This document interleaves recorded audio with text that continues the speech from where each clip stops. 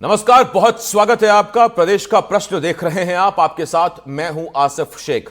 छत्तीसगढ़ के कोंटा में सुरक्षा बलों को भारी नुकसान हुआ है। हमारे सुरक्षा जवान नक्सलियों की साजिश के शिकार हो गए।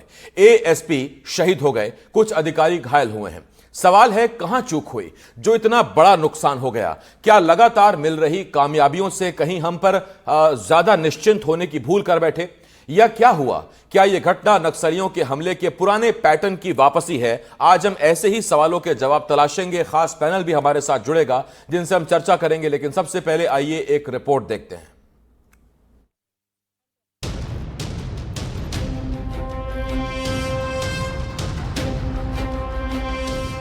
नक्सलवाद के खात्मे के लिए छत्तीसगढ़ में सुरक्षा बलों का अभियान तेजी से चल रहा है।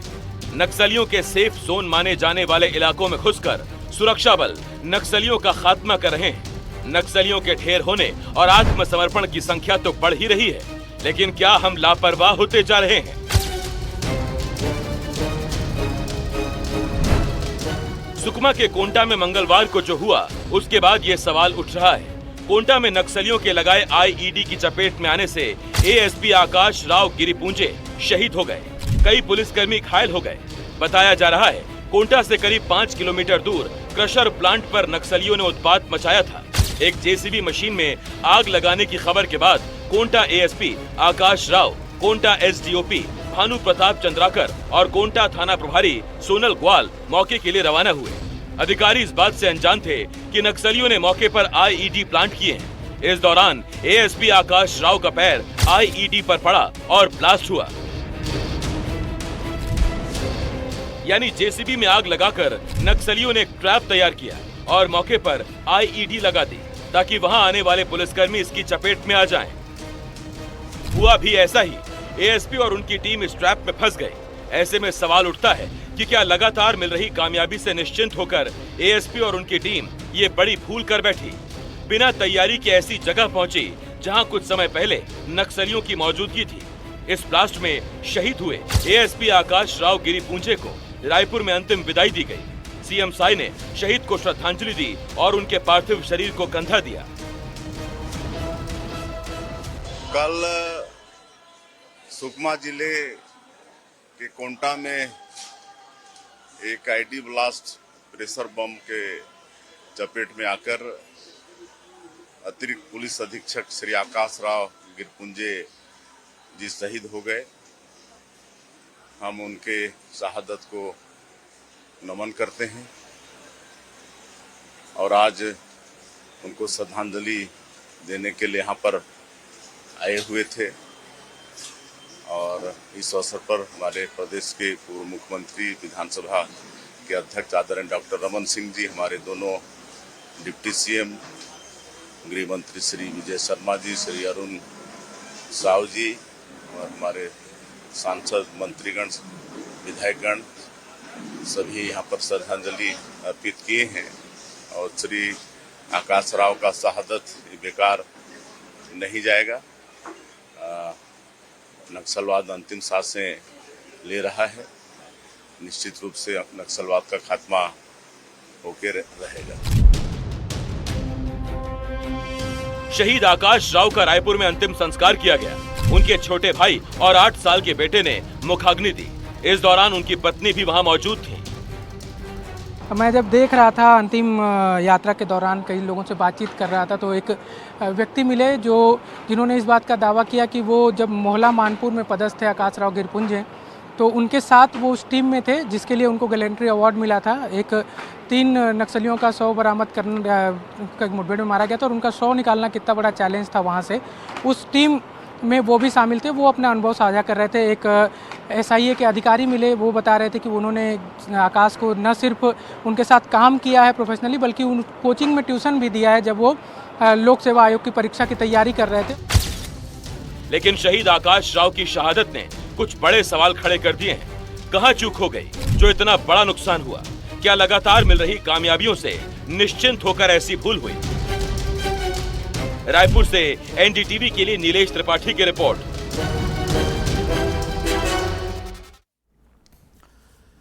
देखिए, आईईडी नक्सलियों के लिए हमेशा से बहुत बड़ा हथियार रहा है और सुरक्षा बलों के लिए सबसे बड़ी चुनौती। अगर आप केवल साल 2025 को देख ले तो कुछ आंकड़े आपको बताते हैं। 6 जनवरी 2025 को बीजापुर में एक आईडी ब्लास्ट हुआ था। 8 जवान हमारे डीआरजी बस्तर फाइटर्स और एक ड्राइवर उसमें शहीद हुआ था। 6 जनवरी 2025 को ये आईडी ब्लास्ट हुआ था। इसके अलावा 8 मई 2025 को छत्तीसगढ़ तेलंगाना बॉर्डर में 5 जवान शहीद हुए थे। और अगर आप इसी 25 में देखें तो 8 मई के अलावा 9 जून यानी कि कल की ही बात है जब हमारे एएसपी आकाश राव गिरिपुंजे शहीद हो गए। कुछ जवान हमारे घायल भी हुए हैं। अब सवाल ये उठता है कि क्या नक्सली पुराने पैटर्न पर लौट रहे हैं? क्या ताबूत में आखिरी कील लगने से पहले नक्सली पुराने पैतरे आजमाने की कोशिश कर रहे हैं? और अगर ऐसा है तो फिर ये कितना मुश्किल है, कितना परेशानी भरा है? एक्सपर्ट्स का एक खास पैनल हमारे साथ जुड़ रहा है। हमारे साथ डीएम अवस्थी सर, पूर्व डीजीपी हैं छत्तीसगढ़ के, हमें ज्वाइन कर रहे हैं। बहुत स्वागत करता हूं मैं आपका अवस्थी सर। पंकज कुमार सिंह सर हमारे साथ जुड़ रहे हैं, बीएसएफ के पूर्व डीजी। पंकज सर, आपके बहुत बहुत स्वागत करता हूं। और मेरे सहयोगी विकास इस डिबेट में हमें ज्वाइन कर रहे हैं, जो इन तमाम खबरों पर नजर बनाए हुए हैं। विकास, मैं आपके पास भी आऊंगा, लेकिन सबसे पहले मैं डीएम अवस्थी सर के पास जा रहा हूं। अवस्थी सर, देखिए, एक बहुत बड़ी क्षति हुई है। एक एएसपी हमारे शहीद हुए, हमारे कुछ ऑफिसर्स घायल हुए। जहां तक घटना पता लग पाई, कोंटा में एक क्रशर प्लांट पर जेसीबी को नक्सलियों ने आग के हवाले किया। पड़ताल करने के लिए टीम गई और जेसीबी के पास जैसे ही एएसपी पहुंचे, वहां प्रेशर आईडी ब्लास्ट कर गया। ये पैटर्न ठीक वैसा ही है कि आप दिखाते कुछ हैं, आपका एम्बुश कुछ होता है, हथियार कहीं छिपे होते हैं और फिर जमीन से अचानक धमाका होता है। और इसमें जो सबसे बड़ी घटना अरनपुर की 26 अप्रैल 2023 की, वो हम कैसे भूल सकते हैं? वो एक एग्जाम्पल है उसमें। आपको लगता है सर कि कहीं शायद कोई लापरवाही हुई, एसओपी का फॉलो नहीं किया गया, या जमीन पर मैदान पे ये चीजें नहीं हो पाती हैं? कागजी चीजें अलग हैं और मैदानी चीजें अलग हैं।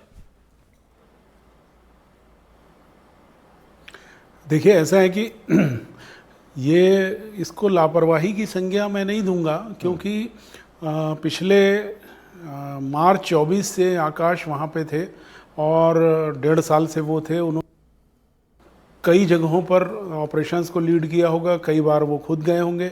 इसके अलावा पहले भी वो नक्सल प्रभावित क्षेत्रों में रहे हैं। मैं भी उनको व्यक्तिगत रूप से जानता हूँ। जब मैं नक्सल डीजी था तब भी वो नक्सल एरिया में भी उन्होंने काम अच्छा ही किया था। तो उनको इस बात की पूरी जानकारी थी और हर पुलिस ऑफिसर को ये जानकारी रहती।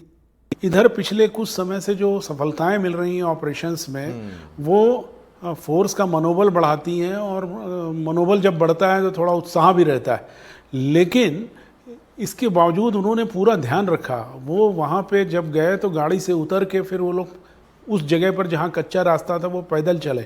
वही एसओपी है। अब अनफॉर्चुनेटली वो कमांड आईडी थी या प्रेशर आईडी जो भी थी, उसने वो विस्फोट किया। ये बात ज़रूर है कि जो आप कह रहे हैं वो सही है कि नक्सलियों की ये पुरानी टैक्टिक्स है कि वो हमेशा से एक घटना करते हैं और फिर वेट करते हैं। अगर हम राजनांदगांव की घटना को देखेंगे, जब विनोद चौबे जी शहीद हुए थे, जो एसपी राजनांदगांव थे, तो उन्होंने 2 लोगों को मार दिया, 2 सिपाहियों को, और उसके बाद वेट करते रहे। उन्हें मालूम था एसपी साहब आएंगे। इस घटना में भी कमोवेश वैसा ही हुआ है। वो चूंकि इस बात की रेकी उन्होंने की होगी, आकाश राव गिरपुंजे एक वीर अधिकारी थे, हर मौक़ों पर जाते थे और तत्परता से जाते थे। तो उन्होंने इस बात को जरूर देखा होगा कि आएंगे और ऐसी वारदात करें तो फिर हमें मौका मिल जाएगा। ये अनफॉर्चुनेट घटना है, लेकिन इसको मैं किसी लापरवाही की संज्ञा इसलिए नहीं दूंगा क्योंकि हम लोगों ने, मैंने भी काफ़ी लंबे समय तक नक्सल ऑपरेशन डीजी के रूप में काम किया। हम लोग जब पैदल जाते हैं या गाड़ी जाते हैं, इसी जगह पर एर्राबोर वाले रास्ते पे हम लोग 20 बार गए हैं। हो सकता है कभी आईडी ब्लास्ट हो जाती, तो लापरवाही नहीं है। लेकिन हाँ, ये बात ज़रूर है कि अनफॉर्चुनेट घटना है। मैं इसको उसी की संज्ञा देता हूँ। देखिए सर, जाहिर बात है कि एक हमारे अधिकारी की जान गई है, वो शहीद हुए हैं, तो कोई इस तरह की लापरवाही तो नहीं बरतेगा। और ख़ासतौर पर जब आप एक टीम लीडर होते हैं तो फिर पूरी टीम के साथ साथ आपकी अपनी जान की जिम्मेदारी भी आप ही के कंधों पर होती है। और एक टीम लीडर कोशिश यही करता है कि अपनी टीम को सेफ रखे। हाल के कुछ दिनों में नंबर्स जो आ रहे थे मारे जाने के, वो नक्सलियों की तरफ से थे, और क्या वही कामयाबी हमको थोड़ा सा, हमारा जो कंसर्न है वो कम करती है क्या प्रेशर आईडीज को लेके या कमांड आईडीज को लेके? यही सवाल मैं पंकज सर के पास लेके जा रहा हूं, और चूंकि बीएसएफ के पूर्व डीजी रहे हुए हैं, डिप्टी एनएसए रहे हैं। पंकज सर, आप चूंकि इस फील्ड में एक्सपर्ट रहे, मैं आपसे वही पूछ रहा हूं कि लगातार जब फोर्सेस को कामयाबी मिलने लगती है, आपके जितने भी आपके तरीके हैं या जो टेक्निक है वो जब काम करने लगती है, तो एक थोड़ा सा एक आ जाती है क्या कि अब तो नक्सल खत्म हो रहे हैं, अब उतना वापसी नहीं करेंगे, लौटेंगे नहीं, अब तो फोर्सेस पूरी तरह से अंदर घुस रही है, तो वो भी आ जाती है क्या, जिसे हम एक हल्की सी कह सकते हैं कि शायद एक अनिश्चितता की ठीक है अब इससे ज्यादा क्या करेंगे ये? जी, आपका कहना सही है और मेरे ख्याल से आप जिस तरफ इंगित कर रहे हैं वो कॉम्प्लिसेंसी वाली बात को आप कह रहे हैं। मैं कुछ परिवेश में जाना चाहूंगा कि यदि हम देखें भारत के जो 3 सबसे ट्रबल्ड थिएटर्स रहे हैं, north east, JNK and LWE, तो पिछले 1 दशक के यदि आंकड़ों को भी हम देख लें तो इसमें सबसे ज्यादा सुरक्षा बलों को जो नुकसान हुआ है वो नक्सली प्रभावित क्षेत्रों में हुआ है। क्यों हुआ है?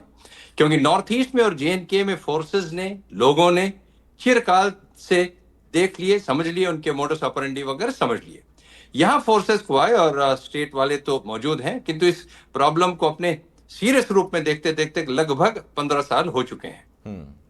यदि हम पास्ट केसेस की भी बात देखें तो सबसे पुराना और सबसे आसान तरीका जो नक्सलियों ने अपनाया है, और ये आप ध्यान रखिए, आईडीज का इतना ज्यादा इस्तेमाल क्यों होता है, क्योंकि यदि आप झारखंड देखें, उड़ीसा देखें, छत्तीसगढ़ देखें, ये तीनों माइनिंग प्रोन स्टेट्स हैं जहां सब जगह माइनिंग होती है, और इन्हीं माइनिंग एरिया से आईडीज को चुराना, आईडीज को धमका के ले लेना, ये इनका पुराना मोडस ऑपरेंडी नक्सलियों का रहा है।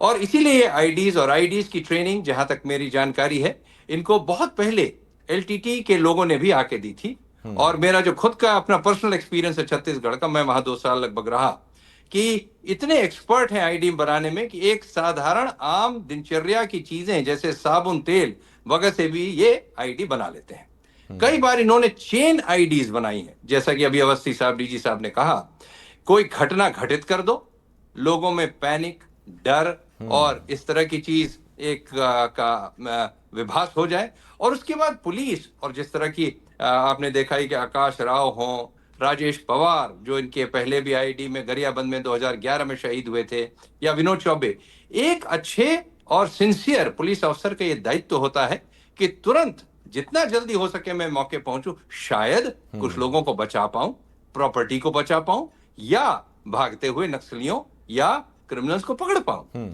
और अशोक पवार, आकाश राव साहब भी कोई नए आदमी नहीं थे इस दुनिया में।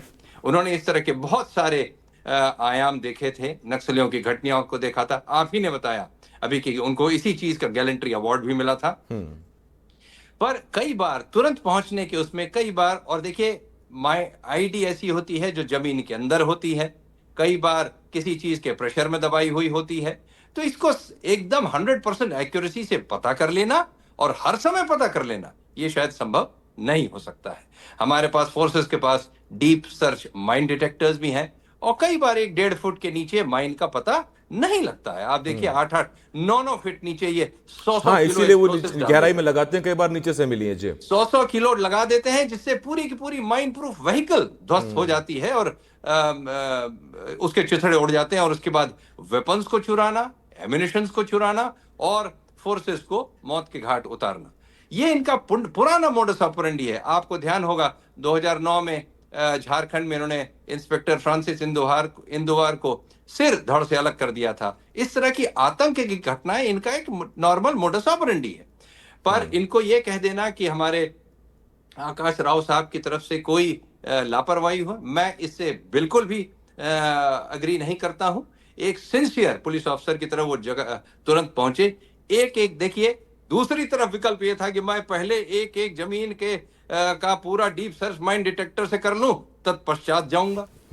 1-1.5 घंटे जहां विलंब हो जाता, पूरी की पूरा घटना खत्म हो जाती, तत्पश्चात पुलिस अफसर पहुंचता। शायद एक सिंसियर पुलिस अफसर कभी भी ये एग्री नहीं करेगा ना। इसीलिए सर मैंने सवाल में शामिल किया था कि क्या एसओपीज को हटाया गया, या दरअसल एसओपीज जो होती हैं वो अलग रहती हैं, और जब जमीन पर जब फैसले ऑन द ग्राउंड लेने की बारी आती है तो फिर उस वक्त समझदारी अलग होती है, वो अपने एक्सपीरियंस और तजुर्बे से चलती है। विकास मेरे सहयोगी मेरे साथ जुड़े हुए हैं, मैं पंकज सर लौट रहा हूं आपके पास। विकास, अरनपुर की वो घटना याद आई थी जिसका मैंने जिक्र किया, आज एएसपी साहब का जिक्र किया।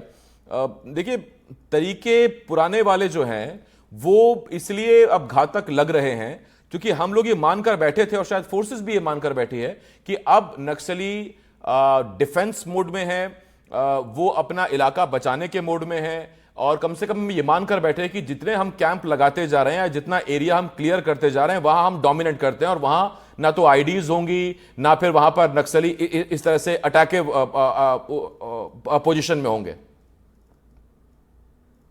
देखिए, माओवादियों के पास कोई आधार इलाका भी बचा तो है नहीं। और रहा सवाल आज हम जिस तरह से बात कर रहे हैं कि लापरवाही की, तो आज ही हमारे एडिशनल साहब शहीद हुए हैं। मुझे लगता है कि उस पर लापरवाही ना बोला जाए, लेकिन हाँ, मानव प्रवृत्ति है।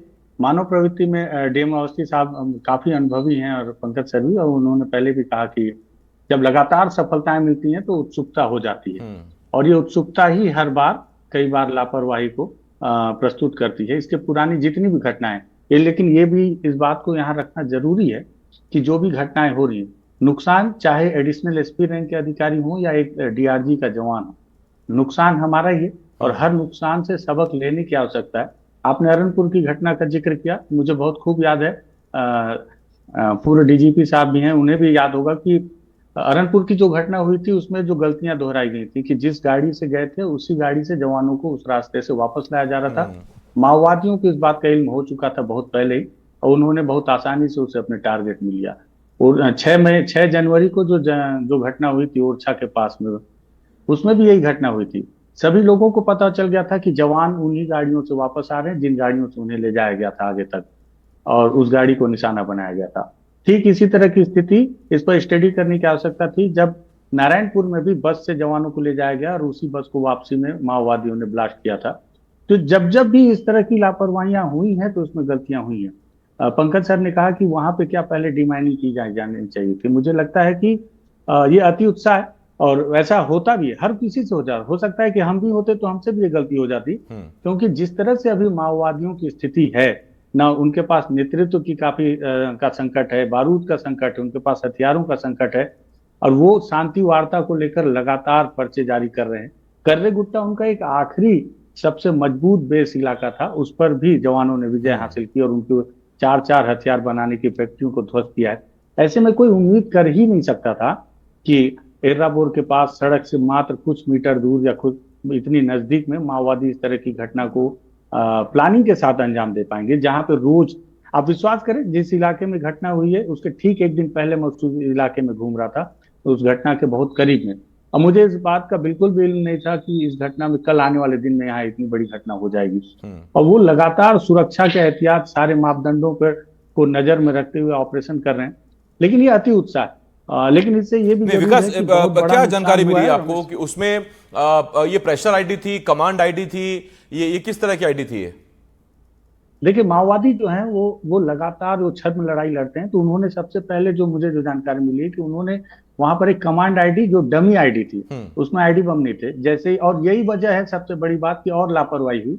सबसे पहले जब वहां पर एडिशनल साहब और उनकी टीम पहुंचे तो उन्हें एक तार नजर आया, और तार को एहतियातन जब निकाला गया बहुत एहतियात के साथ, तो पता चला एक डमी बम है जो कि कमांड आईडी होता है।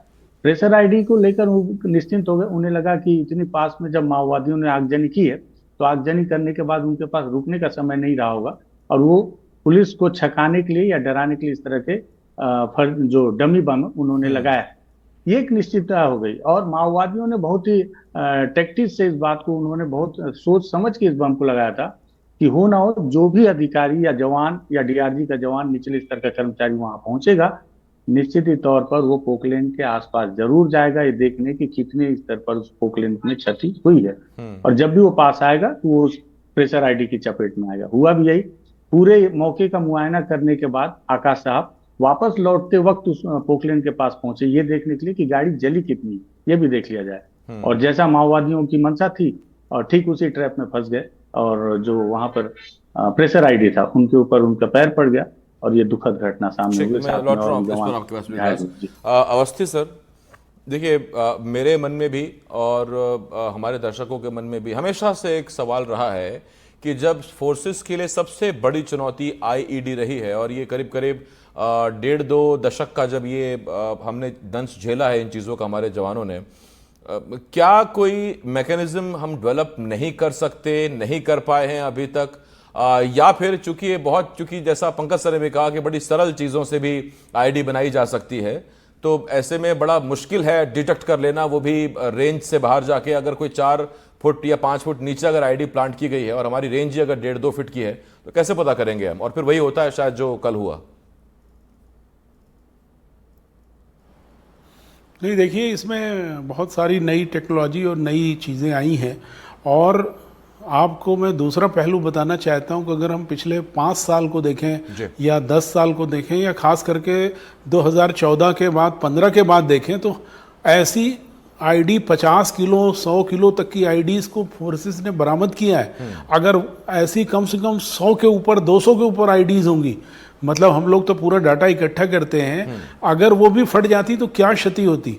मेरा कहने का मतलब ये है कि आईडीज को डिटेक्ट करने की जो इतनी भी टेक्नोलॉजी और ट्रेनिंग है उसका पूरा यूज़ किया जाता है, लेकिन इमरजेंसी सिचुएशंस ऐसी होती हैं कि ये मतलब हर घटना को हम लोग बहुत बारीकी से देखते हैं। कई बार वो क्या करते हैं, जैसे अब इसमें तो प्रेशर आईडी थी, हम लोग 2016 की बात है, नहीं 17 की, कि जब इन्होंने एक जगह पर पेड़ों में आईडीज बांध दी, और जब फोर्स सीआरपीएफ की वहाँ जा रही थी, ये इंजरम भेजी के आसपास का इलाका था, और वहाँ से उन्होंने गोली फायर किया, एम्बुश, तो फोर्स को लगा कि वो एम्बुश है, तो नेचुरली पेड़ों की ओट ले ली। आप भी जाएंगे तो जब भी फोर्स, उन्होंने पेड़ों पे जाए कि हम पेड़ पे चले जाते हैं, और पेड़ पे जाते ही उन्होंने सारी आईडीज ब्लास्ट कर दी, बहुत सारे लोगों का नुकसान उठाना पड़ा। तो इनकी जो टैक्टिक्स है उसको केस बाय केस देखना पड़ता है, लेकिन मैं इससे सहमत हूं कि हमें हर बार, और दूसरी बात एक और है जो हमेशा मैं कहता हूं कि हम लोगों को 100 बार लकी होना चाहिए, उनको सिर्फ एक ही बार लकी होना पड़ता है। 99 बार वो फेल होंगे, लेकिन एक बार लकी हो गए तो हमारा बहुत बड़ा नुकसान हो जाता है। तो अब ये तो एक पार्ट ऑफ द गेम है, बट आकाश राव ने जो भी किया और जिस तरह से पुलिस ऑफिसर्स वहाँ कर रहे हैं, दौड़ रहे हैं, लगातार कर रहे हैं, उनको लगता है थोड़ी सी मतलब सावधानी, सतर्कता, ये बात सही है, इसको जरूर ध्यान रखना चाहिए। सावधानी, सतर्कता, और जब भी ये घटना होती है कोई ऐसी जिसमें वो ट्रक जलाएंगे या कुछ किसी को करेंगे, तो सावधानी पूर्वक जाना चाहिए, क्योंकि हमेशा वो एक ट्रैप होने की संभावना बनी रहती है। इससे यही सबसे बड़ा सबक मिलता है कि ट्रैप में न फंसे, उसके लिए सारी सजगता से चलें। पंकज सर, और शायद इसमें अगर 25, 30, 40, 50 आदमी और होते जी, तो ये शायद ये जो है वो फैल के अगर जाते तो शायद वो कमांड आईडी या प्रेशर आईडी का जो भी है उसका वो नहीं हो पाता। बट एनीवे, तो क्या बोल सकते हैं। पंकज सर, एक सवाल दर्शकों के मन में जरूर होगा कि कितना महंगा पड़ता है या कितना खर्चा आता है नक्सलियों को आईडी तैयार करने में, और ये इस लिहाज से क्योंकि जब हम कहते हैं कि हमने आर्थिक तौर पर नक्सलियों की कमर तोड़ दी है, उनको अब बाहर से आईडी नहीं मिल रही हैं, जो भी अपना प्रोड्यूस कर रहे हैं वो कर रहे हैं, और केजीएच में हमने उनके तबाह कर दिए जो भी उनकी मशीनें थी हथियार बनाने की या बाकी चीज़ें बनाने की, उस पर भी उनको नुकसान हुआ है। तो कितना अब ये नक्सलियों के लिए मुश्किल है कि वो लगातार आईडीज क्रिएट करते रहें, उन्हें प्लांट करते रहें और वो हमें नुकसान पहुंचाते रहें। देखिए, जैसा मैंने आपको बताया कि ये छत्तीसगढ़, झारखंड, उड़ीसा, ये सब माइनिंग वाले देश हैं और स्टेट हैं, और इन सब जगह एक्सप्लोसिव्स माइनिंग के लिए आधिकारिक रूप में सब जगह उपलब्ध हैं, डेटोनेटर्स भी उपलब्ध हैं, और इसलिए इसको कोई चुराना, धमका के लेना या माइनिंग में दिखा देना और आम चीजों से एक्सप्लोसिव तैयार कर लेना, जो कि बहुत बड़ी एक्सप्लोसिव कैपेसिटी के तो शायद नहीं होंगे मगर नुकसान अवश्य कर लेंगे। इसमें बस आपकी जानकारी में एक चीज डालना चाहूं, एक बहुत अच्छा प्रपोजल आया था। आईडी जैसे आपने जैसे ही प्रेस किया एक्सप्लोड कर गई। इसमें सरकार को एक सुझाव भेजा गया था कि जब माइनिंग करनी है तो उस समय एक्सप्लोड करे या 10 सेकंड बाद एक्सप्लोड करे। मेरे ख्याल से इसमें कोई आपत्ति तो नहीं है। तो यदि हर डेटोनेटर को, हर एक्सप्लोसिव को 10 सेकंड का मार्जिन देते हुए कर जाए तो इनको, हम लोग को, सुरक्षा बलों को मारने के लिए या आईडीज को गाड़ी उड़ाने के लिए बहुत बड़ी दिक्कत हो जाएगी। कि आईडी उन्होंने देखा, जैसे ही गाड़ी पास आई उसको स्विच को ऑन करो और आपका गाड़ी उड़ गई। अगर 10 सेकंड का गैप होगा, ये एक भी गाड़ी नहीं उड़ा सकते हैं। ये प्रपोजल सरकार को गया हुआ है। दूसरी चीज, देखिए, जब भी जैसा कि आपने बताया कि क्या माओइस्ट का शायद ये लास्ट पॉइंट है, और मेरे ख्याल जिस तरह की टारगेट भी दिया गया है, क्या सीसी मेंबर्स की बात हो, क्या पॉलिट ब्यूरो, ऐसा ड्विंडल करके इतनी कम हो गई है संख्या कि शायद अब ये बिल्कुल लास्ट अपने लास्ट नॉकआउट स्टेज में पहुंच गए हैं। और हमेशा याद रखिए, जब बत्ती भी बुझती है, दिया भी बुझता है, तो लास्ट में लौ बड़ी तेजी से जलती है। सही बात। डेस्परेशन और जिनके स्टेक्स बहुत ज्यादा होंगे, ये हर प्रयास करेंगे। और देखिए, जो भी जिसके स्टेक्स ज्यादा होते हैं, वो नए से नए, आपको यदि याद होगा लतेहार में इन्होंने सीआरपी के लोगों को धड़ पैर से अलग करके, पेट को काट के, और उसमें फोटोवोल्टाइक सेल्स और एक्सप्लोसिव लगा दिए थे कि जैसे ही पेट खोला जाएगा, लाइट के उससे इतना बड़ा धमाका होगा, चाहे अस्पताल में, चाहे सीआरपी के अधिकारियों के सामने, सब लोग उड़ जाएंगे। ये भी पता, तो इसलिए जिसके स्टेक्स ज्यादा होंगे वो हमेशा नई से नई चीजें मेरे ख्याल से लेके आएगा। जिस प्रकार से अभी आपने देखा यूक्रेन ने किस प्रकार से 8000 मील दूर भी रशिया के अंदर अटैक कर दिया, ये लास्ट अपने उसमें है। और ये भी ध्यान रखिए, बासव राजू, पप्पू लोहरा, ठीक बात सर। और दूसरा जो इस डिबेट से चीजें निकल के आई, सुरक्षा बलों से हमारी अपील भी है। हालांकि देखिए, आप सब एक्सपर्ट हैं, जितने हमारा सुरक्षा बल इस वक्त ग्राउंड पर हैं, और आप ग्राउंड पर इसीलिए क्योंकि आप एक्सपर्ट हैं नक्सलियों से लोहा लेने में। लेकिन बस हम एक कंसर्न हमारा ये है, एक हमारी उम्मीद ये है, आपसे गुजारिश ये है तमाम सुरक्षा बलों से कि प्लीज़ सावधानी बरतिए, सतर्कता बरतिए। जो भी आपके एसओपीज़ हैं, नॉर्म्स हैं, आप उनका ख्याल ज़रूर रखिए। और इस बात का ख्याल रखिएगा, जैसा पंकज सर भी कह रहे हैं, अवस्थी सर भी कह रहे हैं, क्योंकि ये बुझता हुआ दिया है नक्सलवाद, इस बार फड़फड़ाएगा ज़ोर से। और इससे पहले कि पूरी तरह बुझे, बस थोड़ा सा यहाँ और हमें एक्स्ट्रा शायद केयर की आवश्यकता है, उतना ज़रूर आप करिएगा। क्योंकि जब भी एक भी जैसा विकास भी कह रहे थे कि डीआरजी जवान की भी अगर कुछ खबर आती है नुकसान की, तो बहुत दुख होता है। और अब इन चीज़ों को हम बहुत पहले से देख चुके हैं, अरनपुर, ताड़मेटला, वो तमाम चीज़ें आज भी दिल को दुखाती हैं, झीरम हो या बाकी चीज़ें हों। मेरे पास वक्त खत्म हो गया। पंकज सर, मैं बहुत धन्यवाद करता हूं आपका। अवस्थी सर, बहुत शुक्रिया आपका हमारे साथ जुड़ने के लिए। विकास, आपका भी धन्यवाद हमारे साथ जुड़ने के लिए। छोटे से ब्रेक के लिए हमें रुकना होगा, बहुत जल्द लौट रहे हैं।